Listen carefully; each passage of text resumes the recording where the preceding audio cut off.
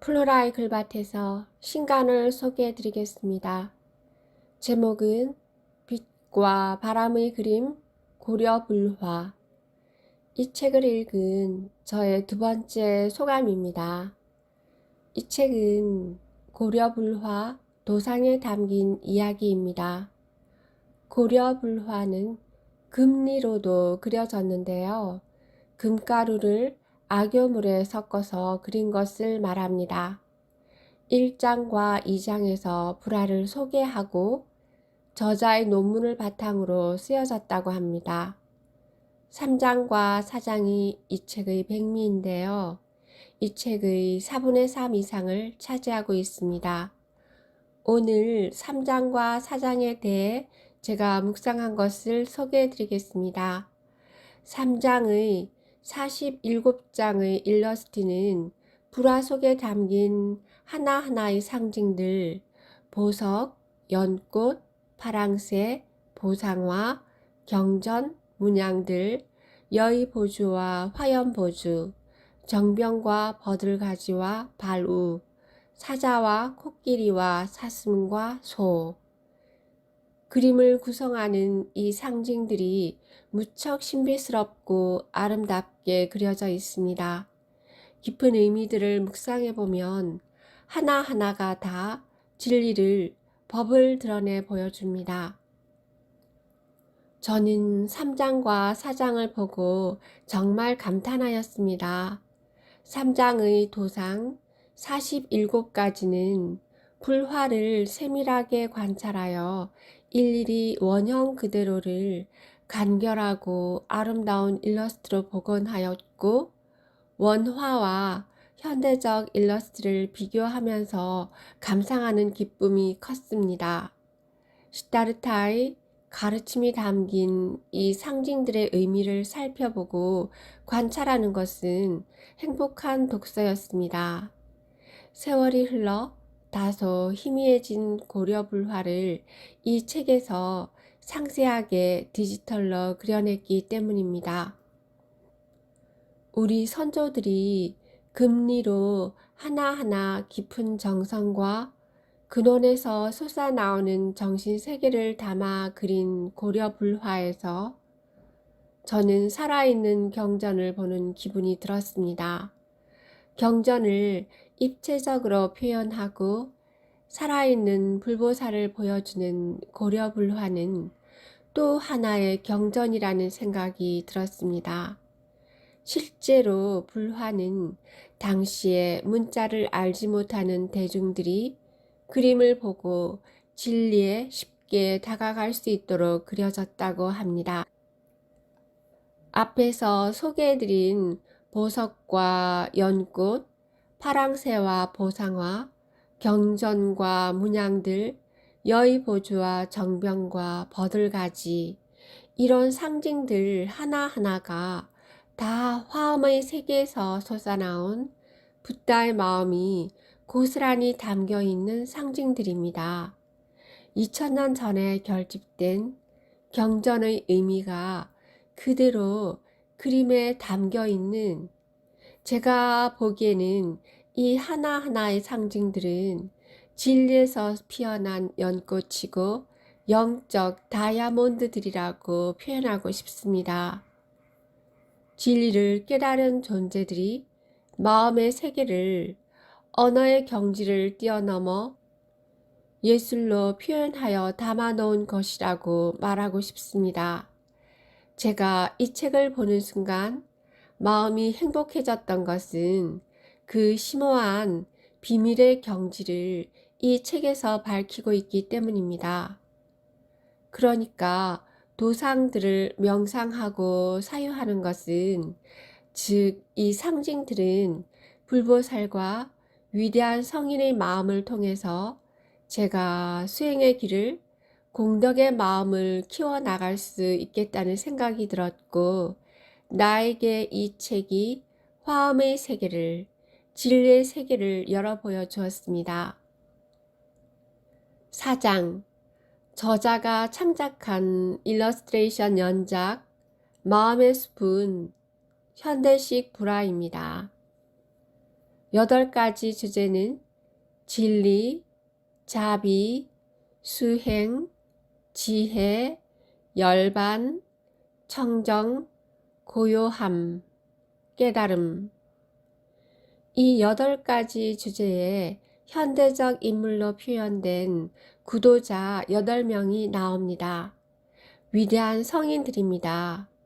시다르타의 수행의 정신을 구현하는 불보살의 정신 세계이고, 앞서 3장에서 보았던 상징적 도상들이 이 마음의 숲의 구도자들과 함께 구성되어 있습니다. 제게도 수행의 모범이 되어줄 것 같아서 이 4장의 그림을 보면서 해설한 것은 다음에 소개해 드리겠습니다. 이 마음의 숲 8가지 일러스트의 내용은 순차적으로 이루어지는 게 아니고 또 따로 떨어진 것이 아닙니다. 마치 6바라밀, 10바라밀이 각각 하나하나가 주바라밀이듯이 8개의 주제들은 하나하나가 진리를 온전히 드러내 보여줍니다. 8명의 수행자는 아미타 8대 보살들로서 중심에 비로자나불이 자리하고 있고 주변을 에워싸고 있는 진리의 화연들입니다. 또 이렇게도 설명할 수 있습니다. 8가지 주제와 8명의 수행자의 모습은 외부에 어떤 불보살이나 성인 등 위대한 존재가 있어서 그려진 게 아니라 내 마음에서 발현되어져 나오는 모습들이고 붓다의 마음속 실제, 본질, 본체가 현실로 그대로 드러난 모습입니다. 붓다의 마음이 자비로 드러날 때 관세음으로 화연하고 실천은 보현으로 지혜는 문수로 이렇게 발현되어져 나오는 것입니다. 그러나 수행하며 공부하는 저의 입장에서는 하나하나 깊이 묵상하고 사유해 나아가야 할 수행의 덕목들입니다. 3장과 4장을 소개해 드렸습니다. 그리고 2가지 묵상한 것을 소개해 드리겠습니다. 3장의 도상들 가운데서 보상화와 화연보조입니다. 불화의 옷자락에 그려진 보상화라는 꽃이 있습니다. 이 꽃은 보상화 당초문이라는 덩굴 문양으로 그려지기도 합니다. 보상화는 연꽃과 석류와 모란 등 여러 꽃으로 이루어진 한 송이 꽃이며 마음의 차원에서 피어나는 꽃으로 꽃들 가운데 연꽃이 있고 그 연꽃 가운데 석류가 있는데요. 석류에서 보석이, 보배가 뿜어져 나오는 그림입니다. 제가 고려불화를 자세히 보니까 보배가 쏟아져 나오고 있었습니다. 정말 멋진 광경이었는데요. 보상화. 이 꽃은 진리의 꽃으로 현실에서는 볼 수 없습니다. 이 공덕의 꽃은 어디에 있을까요? 바로 나 자신이고 여러분 모두의 모습입니다. 이 꽃을 생각해 보니 바로 나 자신이었습니다. 이 책을 읽는 독자 한 분 한 분이 다 보상화 꽃입니다. 이 진리의 꽃은 붓다이고 그리스도이며 우주이고 연꽃이며 장미꽃, 풀 한 포기일 수도 있습니다. 제임스 웹이 보내온 찬란한 우주 전체가 다 보상화 꽃이고 나의 일상이 보상화 꽃이고 주변의 작은 먼지들도 다 보상화 꽃들입니다. 제게 보상화는 이렇게 보입니다. 팔과 손으로 무슨 일을 하면 음악이나 문학, 그림, 음식이 만들어집니다. 이게 바로 내게서 보석이 쏟아지는 것을 말합니다. 2 다리와 발은 내가 원하는 곳으로 데려다 줍니다. 어디든 다리가 나를 데려다 주고 다리와 발의 생명 에너지가 쏟아져 나오는데요. 무슨 일이든지 척척 잘 해냅니다. 음식을 먹으면 잘 소화하고 두뇌로 온갖 것을 상상하여 창조해냅니다. 이것이 다 보상화 꽃입니다. 보상화에서 보석이 쏟아져서 원하는 것을 다 이루어주는 여의보주. 기적의 보석이 바로 나 자신입니다. 나는 존귀하고 보배로운 존재로서 나 자신이 바로 보상화 꽃이라는 사실을 깨닫게 되었습니다. 700년 전에 불화를 그린 화가님이 석류에서 보석이 뿜어져 나온다고 보았고 불화에 그려놓은 것을 보니까 신기하기도 하고 참 기쁘고 환희로웠습니다. 투명한 석류알을 여의 보주로 그려놓았는데요. 진리 세계가 먼 곳이 아니라 바로 나의 현실 그대로라는 것을 알 수 있었습니다. 두 번째 묵상한 것은 화염보주입니다. 고려 불화에 재계장 보살이 손에 연꽃을 한 송이 들고 있습니다. 보관으로 머리에 화염보주가 장식되어 있기도 합니다. 이것은 푼다리카 100년이죠. 하얀 연꽃 한 송이 가운데 앉은 보배에서 불꽃이 솟아 나옵니다.